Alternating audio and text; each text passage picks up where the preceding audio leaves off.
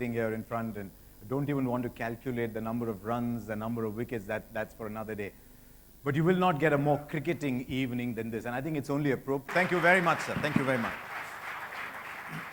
I'm also to say thank you very much to a few of our sponsors. 200 Not Out, ITC Maratha, who've put this all together for us, and Collectabilia. Okay, we've got more coming up.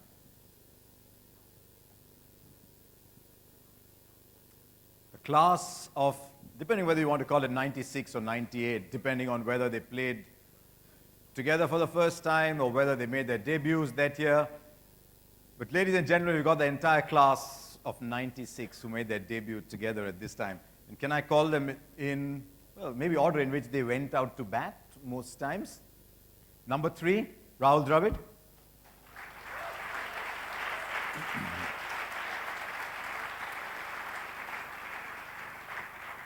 Number 5, Sourav Ganguly.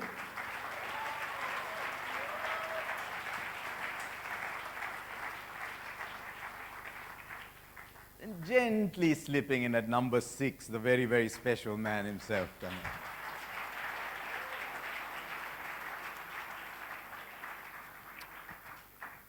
And then all those runs at number 4. You might want to come to your own function, Sachin. Come along.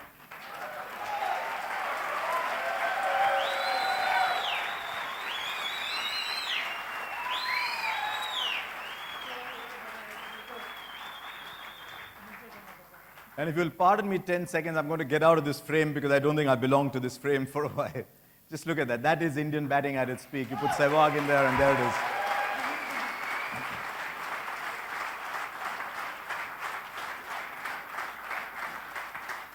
Who's the numbers man? How many runs between the two of you? If you ask Sourav who scored more, he'll tell you. But how many runs between all of you? Sourav knows everything. I've forgotten. I've stopped playing almost 6 years now. No, the 4 of you are still together. How much fun was it, Rahul? I mean, we are looking at one of the greatest quartets in Test history. How much fun was it? Yeah, I think it was great memories. I think it's the beauty of sort of having been retired and being able to sit back and think about some of these things.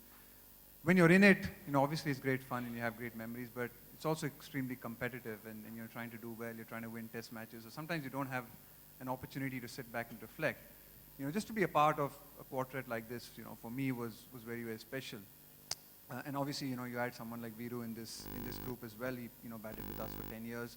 So it was a really special 5 to be a part of, simply because I think we challenged each other, we pushed each other, and I think personally at least, I think I learned a lot from these guys and batting with them. Sourav and Sachin knew each other from an under-15 camp, didn't you? Yeah, that was the camp Vasu was talking about, Vasu sir, Indore. And that was the first time I saw him, and what struck me was how much he wanted to play the game. We used to finish practice, actually Vasu sir had to take him out of the nets. He was told that there are other people who are supposed to bat. There are about 20. Was one of them left-handed waiting for his turn? Yeah, but there were 20 of us. Okay. And we had to get an opportunity to bat, and it was hard to take him out of the nets. And the best thing was we would finish training by afternoon, and say about 1 o'clock, 2 o'clock, and then he and Vinod would keep practicing with the tennis ball, and we would go back to the dormitories. We were staying in the stadium. So that struck me at a very young age, that how much he wanted to bat, how much he wanted to play. Then I saw him in the under-17 in Kanpur, where he got 175, and what stood out for me was the bat he used. And how old was he then? About 15? 15 or 16? And it's one of the heaviest. Well, if you were 15, he was 15, I mean.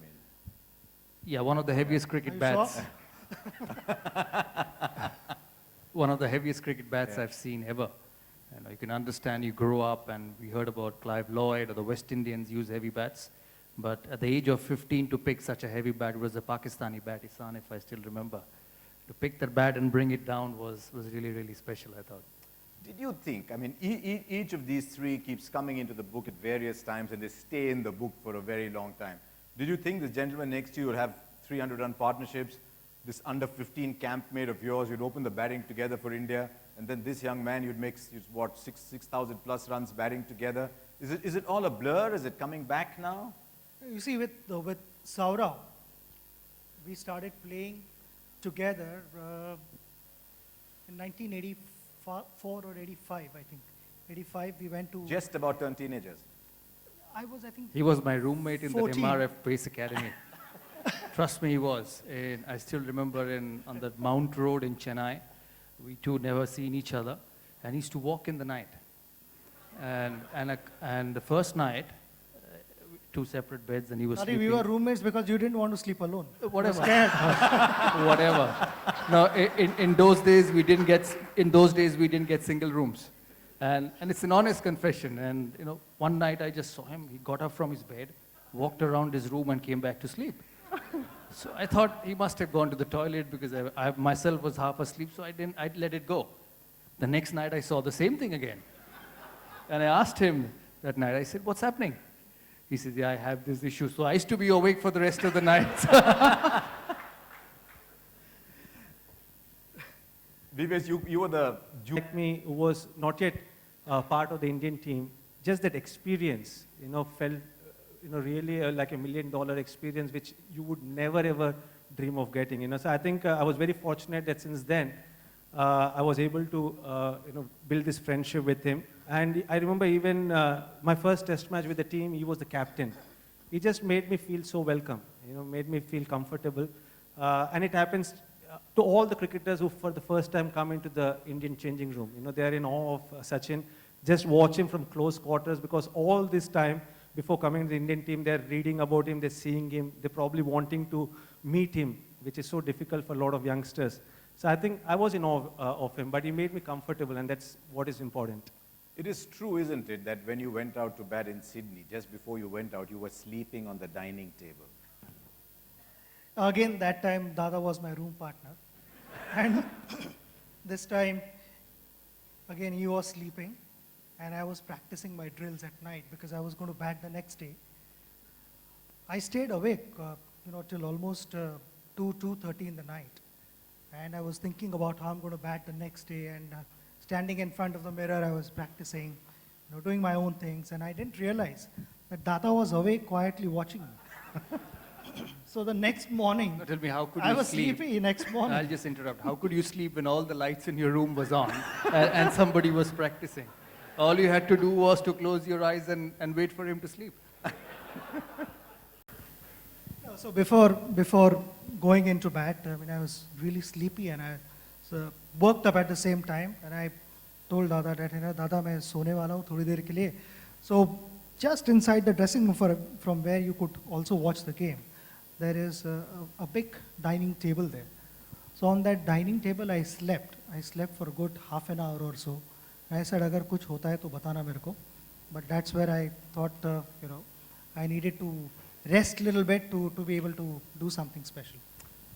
Upwards of 6,000 runs, Rahul, the two of you chatted a lot together, I'm sure. Is it true that you spoke to each other in Marathi only when you were playing against Pakistan? No, I think I guess we sort of conversed in a lot of languages. But yeah, I think sort of when we were in the middle, I think we sort of tended to speak a lot in Marathi as well. We were not really, I think you didn't need to converse very much after you batted, with him for a long time. But I remember when I first initially started batting with him, I would bat at 3 and he would come in at 4. And I was this young kid, and even though he was my age, he was sort of 7 years senior. He was my captain in the 3rd test match that I played, the one at Ahmedabad, or the one at Delhi, in fact, and against Australia. And he would walk in, and I would be a bit sort of nervous. Already you're quite nervous as a youngster, and Sachin Tendulkar is coming in to bat with you. Firstly, don't get him run out, otherwise you're lynched. So that's the first thought. But then anyway, he comes in and he sort of, he'll ask you, what's happening? What do you think? And you're thinking, this is a guy who's like already the best batsman in the world. He's played a lot of, he's like scored over 10 test hundreds, or he played a lot of test matches. He's my captain. Is he taking the mickey, or do I really have to tell him, is he trying to like play the fool with me or to check me out? And so I would be a bit nervous, but in time you sort of realized that was his real, humility, as Laxman mentions it. There was that eagerness when he came in to want to know what is happening, what are the wicket conditions like, what's he bowling, does he have a dusra, does he have this thing? So initially it took me a bit of time to actually muster up the confidence to actually, tell him that, I think, this is what's happening. It took me a few runs and a bit of confidence. But initially I'd be like, Oh, yeah, everything's okay, don't worry. I'm sure you'll deal with it, don't worry. The story he tells about you in the book, VVS, when he was fighting his way through. You don't normally use the expression fighting his way through for Sachin. And we're going to talk about that in detail to Ajit later on. And he was getting his 241. And he says one of his biggest problems when he was getting to the 241, and he was in denial, I'm not going to play the drive, I'm not going to play this. And he says at the other end, this guy was hitting boundaries for fun. 178 not out partnership, he was just hitting and he's telling himself, no, don't. And you were just screaming boundaries at the other end. You're making it difficult for him, he says. Again, it's humiliating, but I still remember the chat we had at the end of the Melbourne Test match. And I still remember in the dressing room, there was a separate room where we could have the television, where we could see the statistics of the players. And I remember Sachin came and both of us were alone there. And he just came and discussed. And during our career, there were a lot of occasions when we used to have these chats. And he told that he was playing brilliantly, but he was just getting out in freakish manner. If you remember, he got out down the leg side to Bretley in the first innings of Melbourne. And then we went to Sydney. He went ahead of me because he was batting at number 4. I go in, he was, I think, on 30 or 40. But what really struck me was his control. And I've never ever seen any batsman in my career who could control his instincts so much as what I saw. And I give example of that innings to everyone I talk, especially the youngsters, because usually we have game plan, usually we know what are the areas we are struggling, and we don't want to play that shots initially. But once you get in, and you're able to see the ball better, you're judging the pace of the wicket better, or the bounce of the wicket better, then you start to play all your shots. But here was a person, he was on 100, Simon Catich is coming to bowl, Damian Martin is coming to bowl, and he doesn't play a single cover drive. And I've never ever experienced that or seen that before. And I mean, that's probably one of the most scintillating innings of Sachin, and which I always mentioned to him. The other inning was the one against Pakistan in Chennai, where he was having severe back spasm, but he still continued to play and dominate the Pakistan bowling attack. There he could get over the pain and still continue to play. And here, he was able to control his instincts and still continue to bat the way he did. And that shows what kind of shots he had in his book. He completely cut down the cover area, but still was able to get more than 200. Sachin, was it a bit like you're fasting and he's having all the prawns and crabs at the other end? Not just in Sydney. Generally, it was like that. Where half the world would be thinking that Laxman is going to play cover drive and he'd be hitting through mid-wicket for a boundary, and that includes, the likes of Shane Warne. And I mean, I've not seen anyone play against Shane Warne, consistently hitting him against the spin on the rise. I mean, not many can do. Rather, I would say that the only one who did that consistently was him. And the special partnership between him and Jam was incredible. I mean, at the end of the third day, I remember in the evening we were all feeling low and all that. But 4 days effort between the two of them, I think they were competing who's going to outclass each other, and both just kept smashing boundaries. And the end of the 4th day, we started thinking differently, and it was because of their mega effort where, they had done something really, really special to turn around that series. I mean, Lachi was part of it. This is now starting to sound a bit like a Rajshri movie, where everybody is very happy with everybody else, and everything is nice. There must have been the odd disagreements as well over 15 years. Yeah, I mean, obviously people... How did you handle that? No, people talk about Multan all the time. When was the last time you were asked about Multan? 5 minutes ago? 10 minutes ago? Yeah, no. Just telling people that every time I answered the question about Multan, I got a rupee, I would be a multi-millionaire. Just for the sake of everyone wondering what you're talking about, Multan was the 194 declaration. I would think you didn't need to mention that. This is an audience you've just talked up at the start.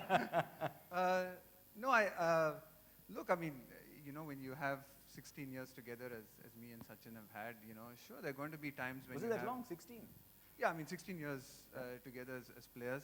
There are going to be times when you're going to have the odd, I guess, disagreement, or you're going to agree to disagree, and that's going to happen, and that's part of, I guess, being a cricketer in a high-pressure environment, playing for your country, trying to do your best.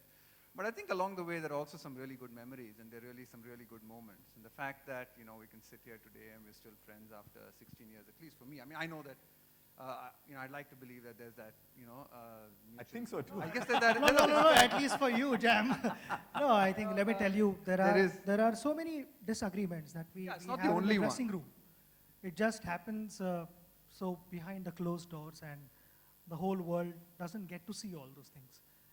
This one happened on the field, but that doesn't mean that, you know, we are fighting and we are not talking to each other. I mean, we sort of closed that chapter immediately, and we've had many match-winning partnerships after that. And above all, Jam and I continue to be good friends. So I think that is what really matters. Disagreements, I mean, each and every cricketer sitting here in this room would have had some stage in his life. It just so that this happened, you know. I'm sure that, yeah. I think the greatest thing for me on that particular day is obviously, you know, I had a conversation with Sachin before the day started, and you know, we discussed it and, you know, what might have happened. But you know, the end of the day, and I think, you know, the abiding memory for me in that particular test match is me giving Sachin Tendulkar the ball on the last day, that day to bowl and over. And, you know, he got Moin Khan out. And we walked off as a team celebrating that wicket. And for me, that was what it was all about. You know, India on the verge of an historic test win, winning a test match in Pakistan for the first time. And you know, Sachin being able to sort of forget all of that and focus on what was the most important thing, as he's done so many often in his career, which is try and win test matches for India, and, you know, with the ball, and just to see that joyful glee. And for us as a team to be able to celebrate that, for me as a captain that day was just brilliant. So in a sense, you took the wicket that justified the declaration. No, I mean, but Jam stopped me the next morning. I only bowled 1 over. Jam, come on. This was the next day after the, yes. Yeah, just to add on that, Arsha, I think for me the most memorable part of that journey was, while there were agreements or disagreements, everything was for the benefit of the team. And that's why I think we were all able to achieve a lot of success, not only in India, but even overseas. You know, and all of us, you know, not only 4 of us, but the team which played during that time, took a lot of pride in playing for the country. And I think what was important is when we went out there in the middle, it was not a competition amongst ourselves, but a competition against the opposition. You know, we wanted to do well against the opposition. You know, so I think that is the most important thing. So Sourav, when only one of you had to open the batting in one-day cricket, how did you resolve that? When only one of you could go out to open the batting? It was he who had to open. I had to bat somewhere else. And I've done that 3, 4, 5. He would open and I bat somewhere else. Yeah, I batted a couple of times. I batted 4, right? Yes, we did. I have done as well. He's done as well. You had to always take strike also. But one good thing is that, you know, I had. Always to take strike as well. You know, I did one thing. I remember taking strike. I wasn't scoring runs. So I came up and told him, Sach, can you take strike? I'm just struggling just to change the luck, 2 or 3 games. He said, no, I never done that. You do it. So I said, fine, I'll do it. I was captain then. I was the only captain. मेरा तो वैसे ही run नहीं हो रहा था I दादा, was तो the only मेरे को लगा कि captain. मैं वहीं पे खड़ा रहूं. I was the only captain who had to ask from my players, can I do this? And no, it's true.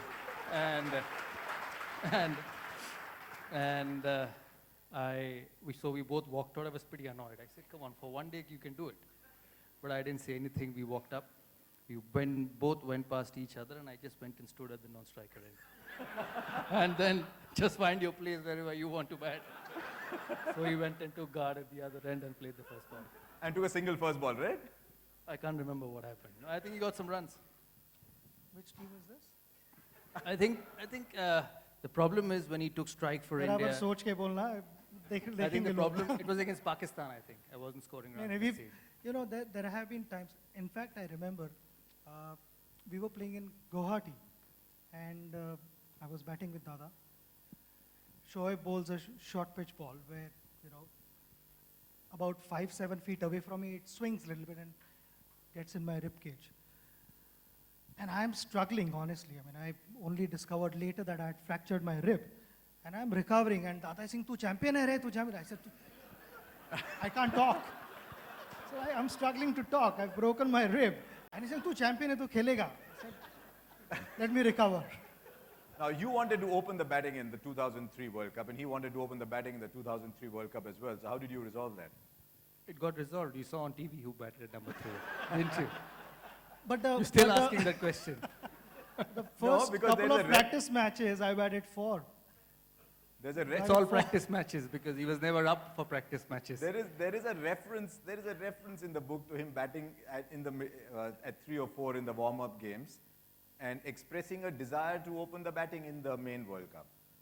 Is it who's Sachin's desire? It's always been the desire. And anytime you asked him to bat at 4, he will tell you, I'll do it, but I'm better off opening. But you let him bat at 4 in the NatWest Trophy. Yeah, I did a few times and we requested him. Even in the World Cup, till Anil came, in the practice matches, we had decided that he'll bat at number 4. Till Anil came before the start of the tournament and said, if we have to do well, we need runs at the top. And he felt that the best way was to get him to open, and that's when we decided that we'll open. John Wright was there with his tongue half out, still not agreeing to it that he should open. But he opened and he had a great World Cup. The two of you had another very interesting partnership together. Not at Sydney, where you put on 353 together, but in a game where scoring 100 was difficult. And that was Mumbai 2004, when he was barely able to grip the bat because the elbow had started to come up again. And both of you put on 100 runs? In fact, yesterday I was telling that was probably, apart from the Sydney 300-run partnership, the one at Wankhede and the one at Eden Gardens in 2002 against West Indies in the second innings. He got 100, I got 100. But we saved the test match. If we wouldn't have had that partnership, we would have probably lost the test match. I think, yeah, Wankhede was probably the worst wicket. I don't think so there was a wicket, in fact. We are in Mumbai. Doesn't matter, but I don't think so that there was a wicket, because the match finished in 2.5 days. The first day, hardly there was any game played, but I think more than that partnership, the way we played in that partnership was important. Even on the wicket where stroke play was difficult, both of us were getting boundaries and we were able to dominate the Australian bowling attack. So I think for me, I've always mentioned that is a match winning or a match saving partnership is more important than just having numbers. I think that partnership was very memorable. Am I allowed to take some credit for that as well, for making Laxman bat at 3 in that innings and batting lower down? And you thought Rahul Dravid is this good boy, right? Go on. You sent him up a... No, I think, yeah, we promoted Lax because I was batting and they saw that wicket was sort of really turning. So you thought you'd rather much stay better. and he goes Yeah, out to yeah, bat. I know you don't want to put it that way, but it seems that way. The wicket was turning, so I sent him up. Yeah, so I'll bat lower down when it turns more. No, but no, because I just felt we needed someone who could play positively, and I was going to go out there and try and block the hell out of it. So at least Lax would go and play positively, play some shots along with Sachin. And yeah, it was a brilliant partnership, and it's a great test match to win because defending 104 in the last innings, it was an incredible test match, and they added what that partnership was the one that changed the game. There's a lot of talk in the book about the atmosphere in the team. A lot of you seem to place a lot of store on atmosphere in the team, and you talk about how it was when John Wright was the coach, and how it was when Gary Kirsten was the coach, and how it was therefore when Greg Chappell was the coach. Does that make such a difference? Because finally when you go out onto the field, it's you, right? So did that make such a difference that a coach could ensure, VVS talks about coming in 2006 into the side and seeing the atmosphere was completely different? Does that make such a difference? It does, because in the end, when you're going out to bat, you want to go with a relaxed frame of mind because already there's so much of expectation from you. You're having a huge responsibility. You're representing the entire country. And I've always maintained cricket is not just a sport. It's a religion in our country. It's a passion for each and every Indian. So already there's a lot of, not pressure, but expectations. So when you go out, you have to go with a relaxed frame of mind. Only then can you actually go out and play with a free mind because cricket ultimately is a game where you have to enjoy. It is a sport. And it's not a job or it's not a profession. So until and unless you're not enjoying that, you will not be able to play to your potential. So I always respected that. And there were times, when, especially during 2006, it was definitely the toughest period for me as far as the dressing room atmosphere is concerned. Sachin, you write in the book about saying that you didn't want Chappell with you in the 2007 World Cup. You've mentioned in the book that you would have been better off if you'd not been there in the 2007 World Cup. Yeah, I've written that in my book, and the only reason I felt was I agree with Laxman that the atmosphere could have been better. It wasn't a healthy atmosphere. The atmosphere has to be such in the dressing room where it brings the best out of you in the middle. And I felt that wasn't happening, and then the environment was very negative, I felt, and it was just a downfall from there on. So I thought maybe, if we travel without that, it would definitely change the atmosphere in the dressing room. And I also said that we senior players are willing to take all the responsibility and will manage the team. Was 2007 the lowest point for all four of you, or were there others? I guess when you play 16 years or 20 years of first-class cricket, you're going to find a lot of ups and downs. I mean, if I were to look at my career over, I guess, the 20 years that I played first-class cricket in, there were some really good moments, and there were some tough moments. And 2007, for me, especially as a captain, was a really tough moment. It was a really difficult time as well for me, just in terms of not qualifying for the World Cup.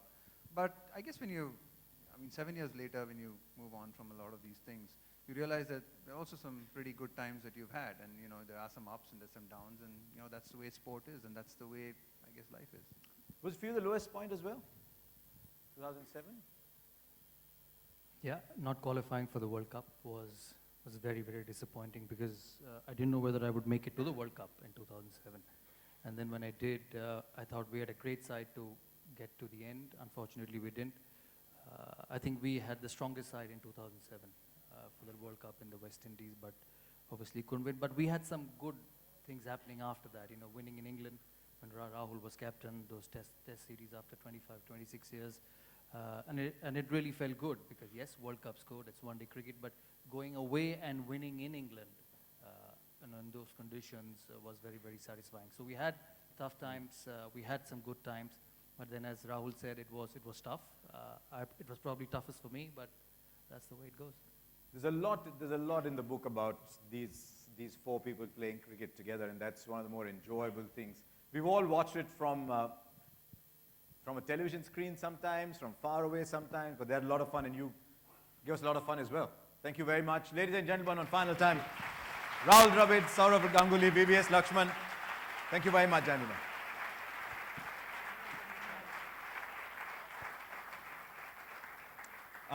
VVS, I think they want you to wait, Sourav, they want you to wait for a photo opportunity with the four of you together. Now, who in the crowd's counting the number of test runs here?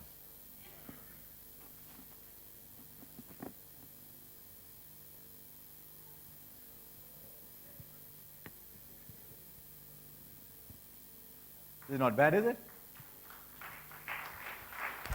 Well played. Sachin, I'm afraid you're going to have to sit on because it's your book after all. But I'm going to invite two other people now who feature in the book a great deal. If you look upon it as a blockbuster movie, there's always the wife and there's always the doting elder brother. The elder brother can do no wrong in the movies, right? And I think in this story, the elder brother can do no wrong as well. And I think as you read the book, the person who comes out really strongly, solid behind the scenes, but there at all times, is Sachin Tendulkar.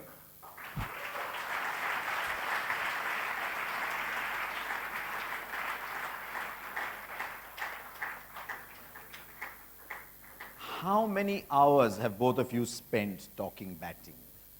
Sachin, how many hours have the two of you spent talking batting? Well, even after my last innings, we spent talking about how I got out and those kind of things. But, over the years, we've discussed more and more, I would say.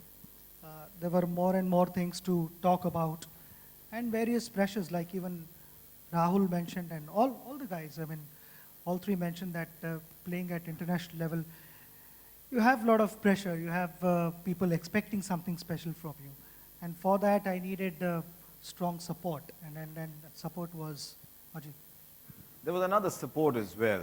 She was wearing a little orange top when she first saw this 17-year-old. 17, huh? 17-year-old. Just imagine, what were you doing when you were 17? And she saw this guy, and this 17-year-old at an airport, and said, right, that's the man. Anjali?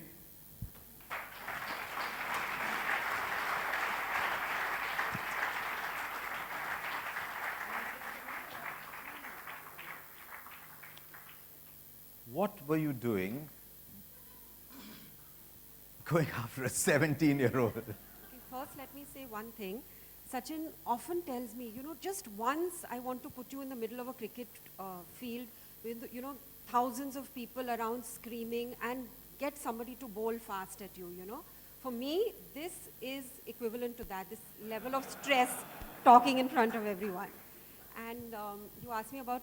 17. I mean, Listen, there you are. He's a 17-year-old kid. Okay, I didn't know he was 17 or what. He looked 12. I didn't even know who he was. You didn't know who he was? I didn't know. My friend is here, Aparna. She was with me when I went to... And she said, shh, Sachin. No, she told me, don't you know, this is the wonder boy of Indian cricket. And you Wonder know, boy. He's Okay. just scored 100, youngest Indian to score 100. I didn't care what he was, who he was. I had no interest in cricket. I saw him. I thought he was really cute. I didn't have any interest in medicine either. And I ran after him. And you ran after him. Did you just say that? Did I just hear you say that? We were, in those days at the airport, there was a viewing gallery. So I was actually looking for my mum, who was supposed to have landed from England. Oh, you But- planned it that way? No, I did. Oh, okay. I just saw him and I told Aparna, who's this guy? He's so cute. And then I forgot about my mother. We ran down and I ran after him like screaming, Sachin, Sachin. Yeah, he's so cute. You forgot about your mother. She's sitting there. Did she forget about you?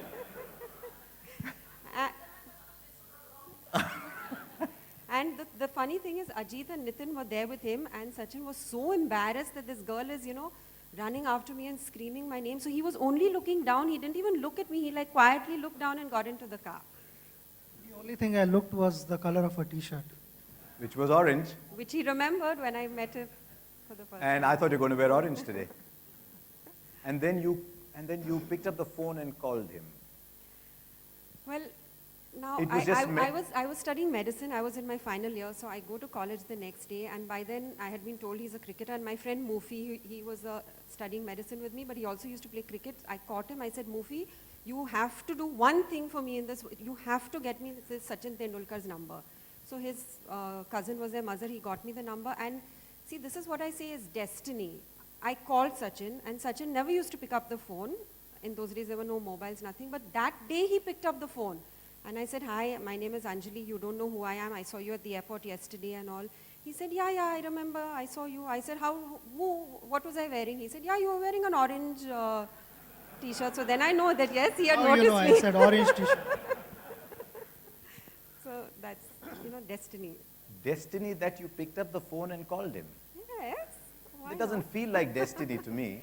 But before that also, a couple of times we were sort of meant to meet. When he had gone with the Star Cricket Club to England, I was in England, and somebody there, my uncle told me, come, there's this, Indian team is there, and they'll feel so happy to see another Indian girl. Why don't you come and meet them? And I said, I'm not interested in cricket. I don't want to come, so I didn't go.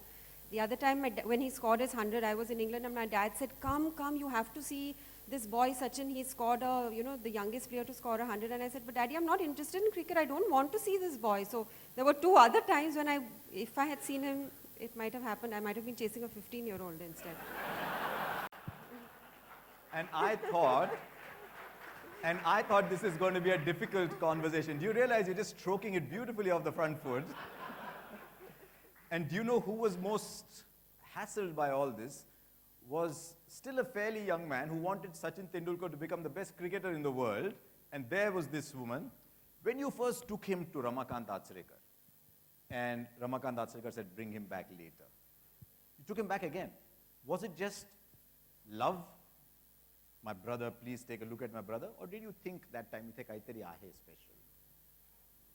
Of course, the talent first, because before taking him to, I had watched him in the society where he used to play in the playground. And I was convinced of that.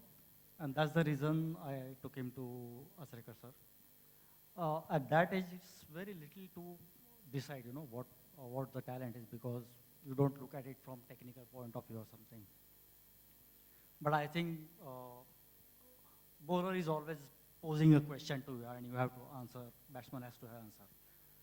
And Sachin always had answer for every question being posed to him. What I found interesting was he went to the coach and said, just pretend that you're not looking because he's under stress if you watch him bat. Yeah, obviously, because he was used to not being watched by anyone, except I used to watch him from my balcony and not directly. So I knew that he could be under a lot of pressure. everything was new to him. He wasn't even having his own pads or bat or gloves. I think bat he was using was a tennis ball, You tennis had, a, cricket bat. you had a little Kashmir willow bat. My sister had gone to Kashmir, and she had brought me one DSE bat. I still remember a tennis ball bat. So I used that for quite some time, and then. Then what's eventually- your side of the story? Did you know that he had quietly told the coach, pretend not to watch so that he feels relieved? No, I had no idea. I absolutely had no clue. I was just told that get in the nets again, bat the way you like, feel free to do whatever you want. But I had no idea that he had gone and he had requested Acharya sir that, please give him another chance, and this time you don't stand behind the net. Because he had never played with the hard ball, and in the compound he was used to play the aerial shot because it was safer to do that. Because there are a lot of trees around and then you don't get caught. So he tried doing that there, but it took some time basically. You know, what I find fascinating about this story, and it's mentioned in the book as you go along, that Ajit Tendulkar was a club cricketer. A lot of us are club cricketers. And having been one, I know how much you know as a club cricketer. And yet here was a club cricketer advising the world's finest batsman on how to bat. I mean, But this, at that time he wasn't finest. even after he did, I'm fascinated by the story of the 241 in Sydney that we spoke to VVS about. It was your suggestion that he doesn't play the shot that's getting him out. Well, the way he got out, he got out in a different manner every time he went out. So there was nothing basically I could have spoken to him about the technique part of it. Because if you get out in a same fashion, then you can really say this particular fault because of which you are getting out. And secondly, I thought it was playing on his mind that the quicker the runs come, the better. And he was going for that little aggression. He is a type of batsman who, according to me, who would first think of scoring run rather than defending the ball. He would first think of getting the run. And if the ball is too good, then only he will block it. At that time, I thought more than the technique, that strategy was to spend as much time as he can at the crease, and then slowly the runs will come. But later on, what he did of avoiding the playing shots on the offside was entirely his strategy. He threw you a challenge, didn't he? You had a long telephone conversation before that Sydney test, and he threw you a challenge about not getting out. I was not in the right frame of mind. I was batting really well, and something which kept getting me out was, I was going in the overdrive, and I decided that, this match I'm not going to go in that overdrive gear at all. Come what may, I'm batting 100 runs or 200 runs, whatever. I'm not going to play certain shots, and I felt Australian strategy was to bowl away from me and make me play away from the body. And that is how in Melbourne I got out. Melbourne, in the first innings I got out, first ball down the leg, got behind to Bretley. But in the second innings I was batting really well, and then the strategy by Australians was to bowl away, and I went for a big drive, where the ball wasn't there to be driven, but I still went for it. So I sat back, I had a nice chat with John Wright. I spoke to him for quite some time over the phone. And one thing he told me was, the bowlers are not getting you out. There hasn't been a single good ball where you can say, okay, fine, you couldn't do much about it. It's just your shot selection. So be patient, don't look at the scoreboard, just play session by session.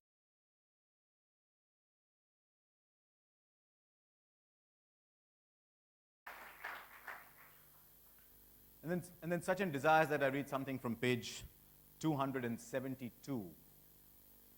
It's called A Welcome Phone Call. All in all, I was in a bad state after the 2007 World Cup. I was not enjoying my cricket at all, and I was thinking about retiring, until I received some encouraging words from Viv Richards. Out of the blue, he called me in India from the West Indies, and we spoke for about 45 minutes. He assured me that there was a lot of cricket left in me and insisted that I shouldn't even think of stopping playing. Viv was my hero when I was growing up, and he will always be a hero no matter what success I've achieved myself.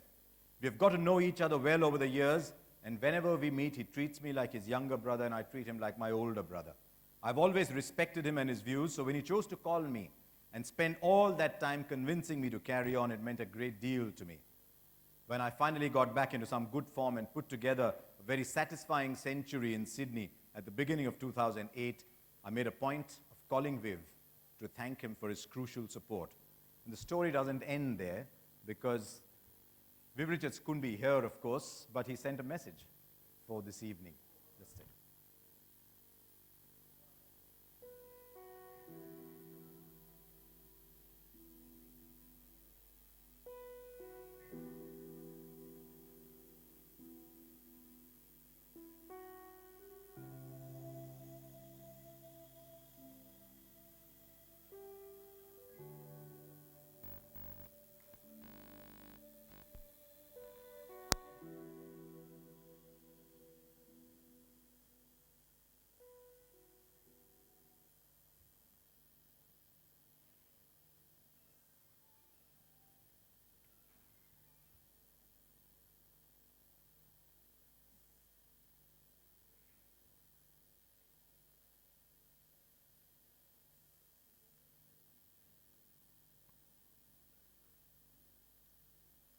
It's a bit like going out to bat. Well, I guess there's so much can be said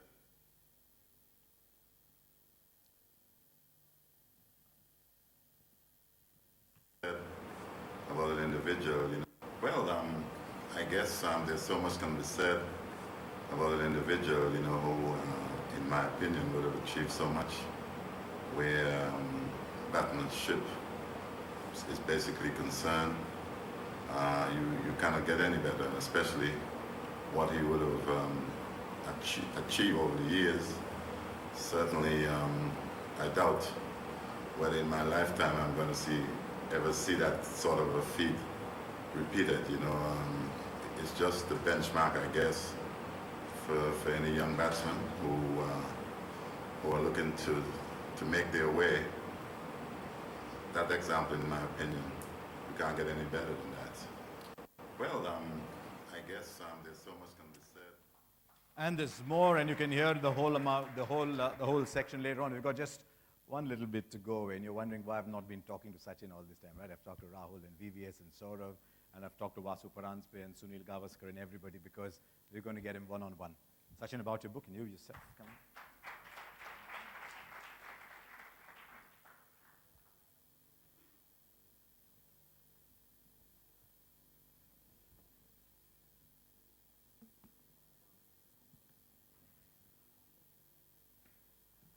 You've met many journalists now over the years, and you've met many television people over the years, but not quite like that first journalist who came to your house? Yeah, I mean, you spoke about some girl coming to my house. It hadn't happened in 17 years. So when I was a bit worried, and I said, how do you come home? I said, you pretend to be a journalist, come home, we'll pretend that we are doing an interview, and in the interim, I said, okay, I mean, she's come home for the first time, I can't just let her go like that.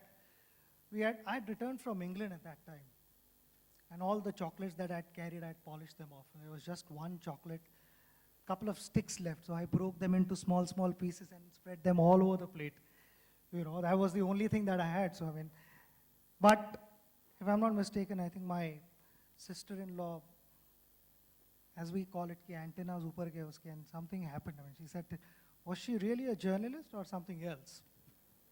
There's a lot of journalists here who knew you from the time you were 12, 13 years old. I saw some of them there. Did you ever get a chocolate when you went to his house?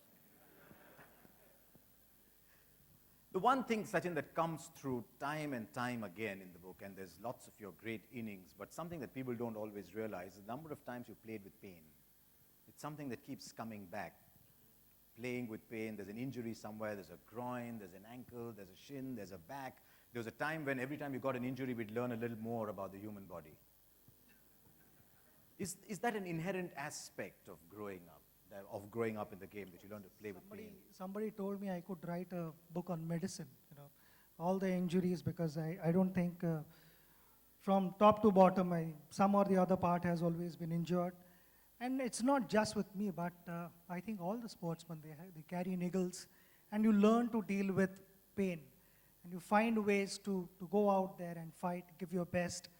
There are tough moments at time. I mean, I remember I was batting with VVS Laxman in Mumbai against Australia when I had my tennis elbow surgery, or it was maybe before that. I don't remember exactly whether it was before or after, but I was batting in the morning, and in the first over itself, my elbow started hurting so badly.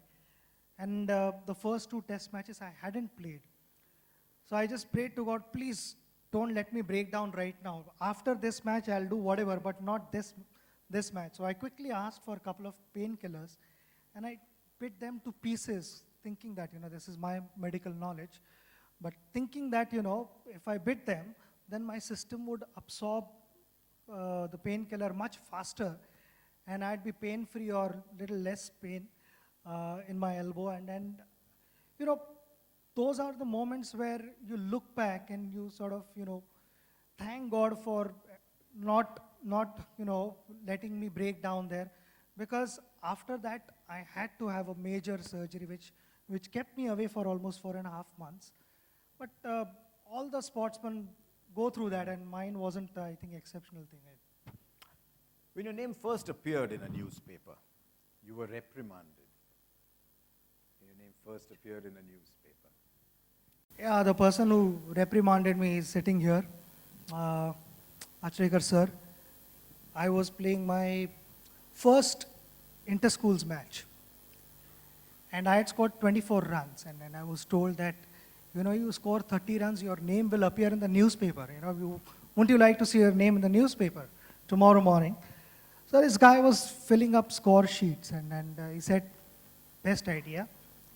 From extras, we'll add 6 more runs in your total, which will make 30, and we'll deduct those 6 runs from extras. And we are not increasing the actual total.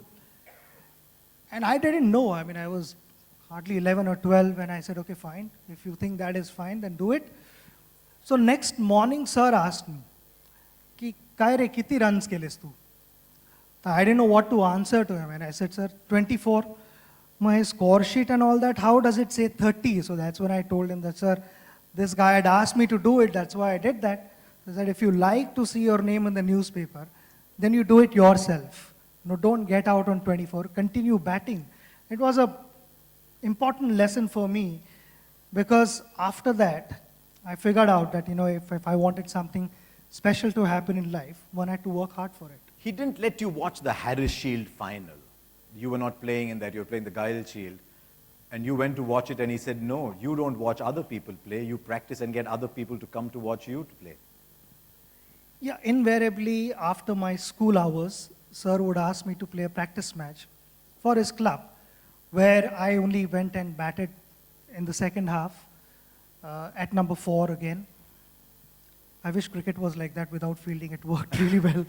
But I missed that match, and our senior team, Harris Shield, Shardashram team was playing finals at Wankhede Stadium. And I went there to support the team.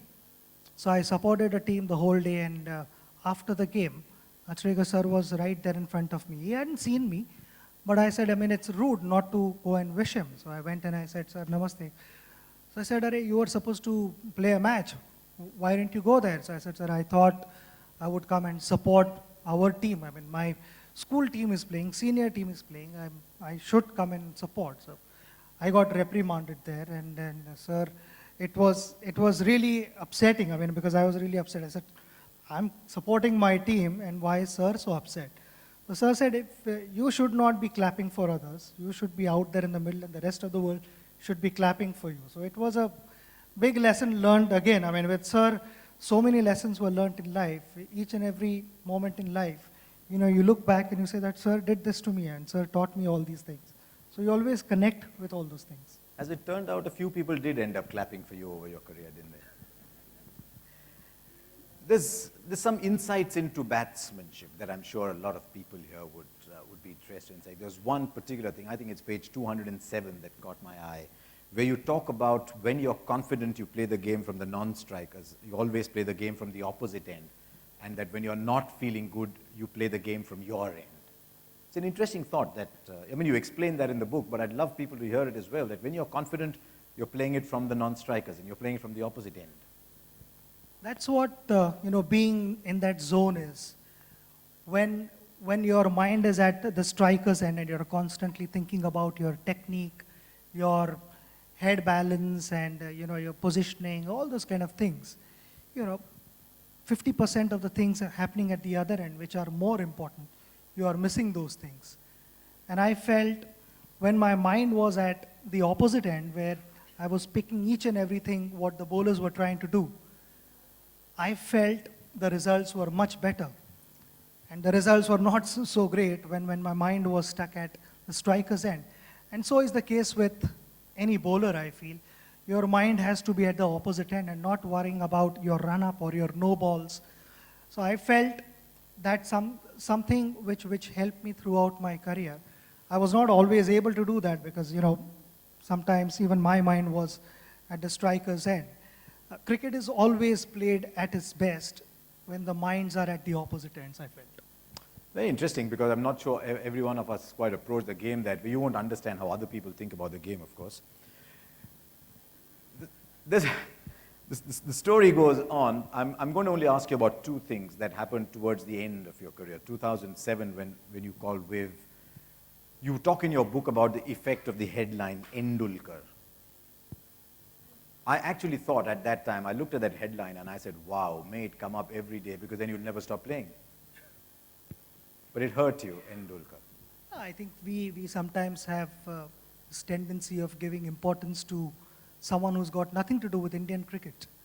I don't think that happens in their own countries, where our players say something and it becomes a headline there.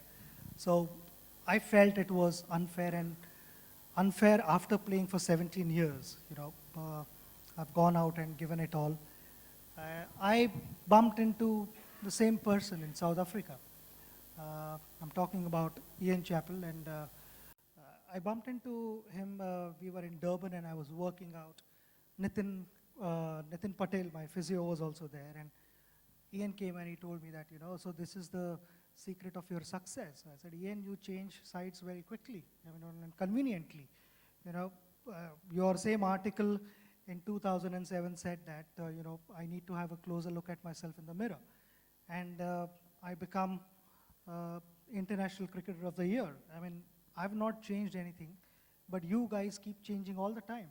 You either be on this side or that side, So that's what I told him, and it was one of those things which I had to sort of let him know, because when things were going well, I was received well.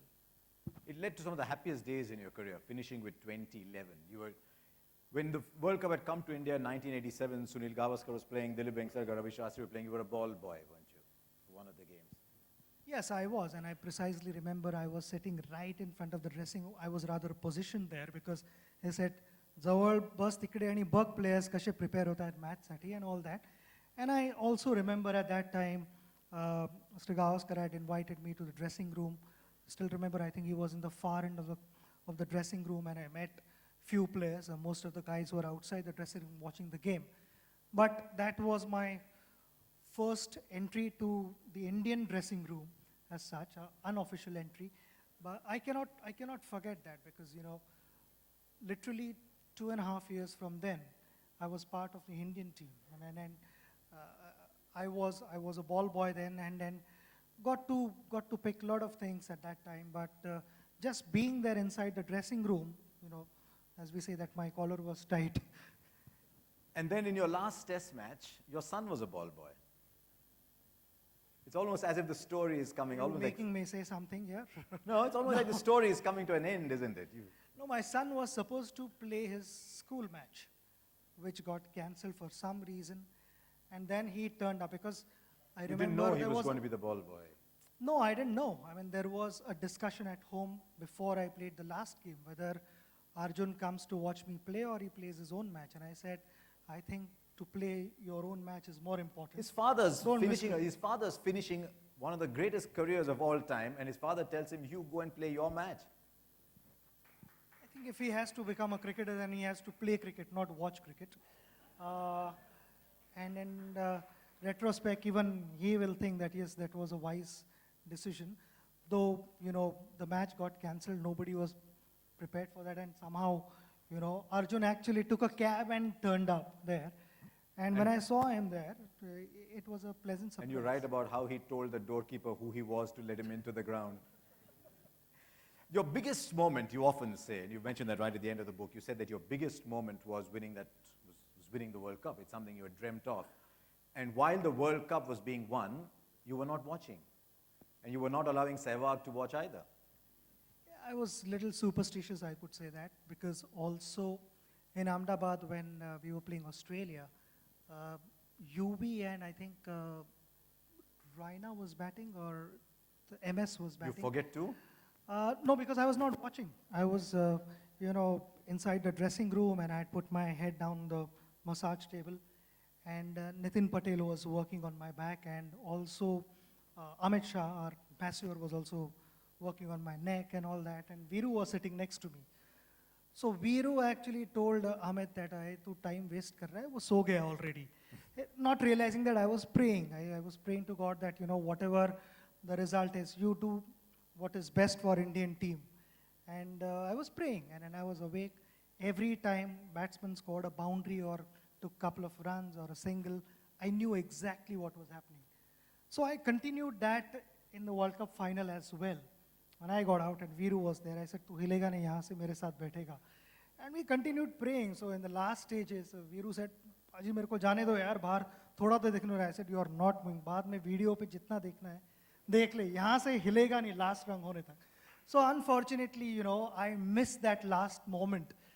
But it was all worth waiting for. It wasn't unfortunate. You wanted it to be like that. You didn't Yes, let the yes, poor yes, fellow see it but either. I missed that moment, watching it live while I was actually there inside the stadium. But I was praying.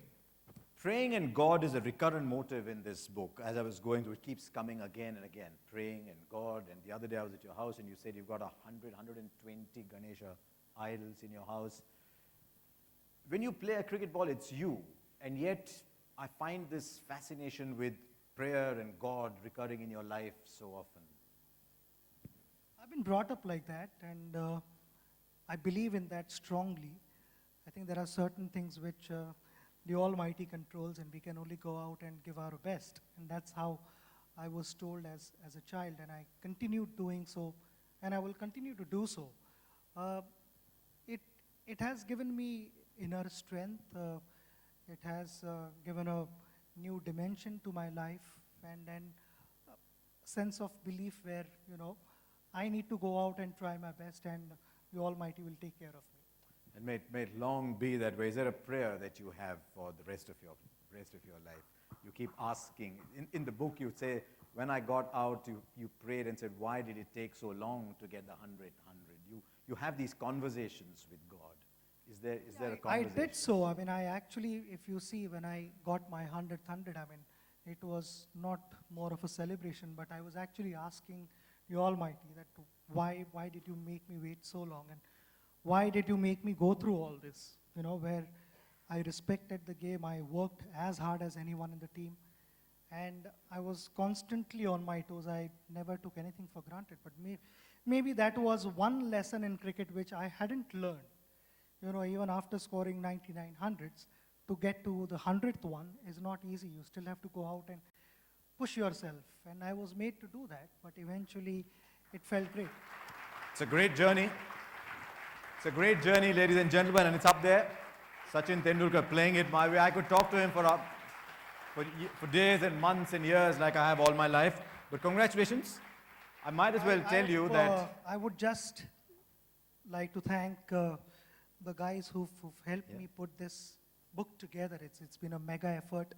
It's taken us 3 years, but even more so, the last 8 months were really taxing, and I had to be focused. And along with me, the team who really pushed themselves hard was my wife Anjali, brother Ajit, Boria, Aparna, Amit, in putting the book together.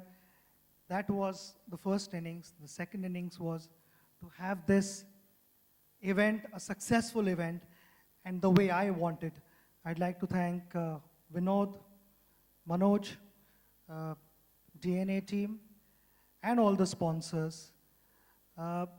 Last but not the least, my cricket mates and all my friends present in this room. By you making it here this evening, I think the evening has become really, really special, and I've thoroughly enjoyed it. And then thank you, my friend Harsha, for being here and doing a pleasure. Wonderful job. He is pretty good at thank you speeches, isn't he? I must make one final announcement, Sachin, because you stand for records in India and you keep breaking records. On pre-order, Playing It My Way is now the largest selling non-fiction pre-order book. And just needs a few more, to be the largest outside of pre-order as well. You made 100 hundreds, so just added one more zero to the pre-order. For that, the last record that you're talking about, I think for that, I'd like to congratulate Hachette India as well. I think they've been remarkable. Thomas, wave your hand at us. Where are you, Thomas? Wave your hand. Well done. Ladies and gentlemen, thank you very much. There are books pre-signed by Sachin available at the counter. That is just outside. I hope you enjoy the evening. It's an evening, as I said, that could have gone on forever. But even Sachin's innings end sometimes. So we'll stop here and do join us for a drink at the end. Thank you very much. Thank you. Thanks.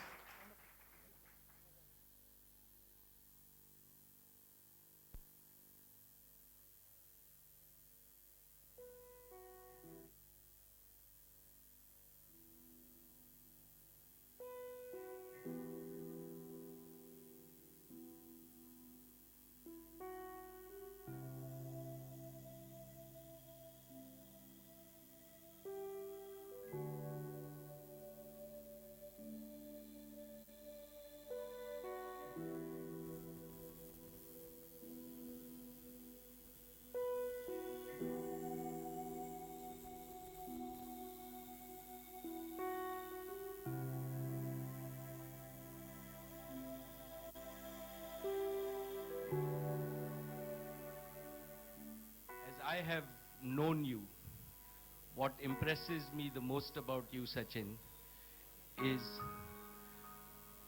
how dedicated you were to your cause. And that is what all of us in many generations of Indians will learn, and you will motivate them. I could not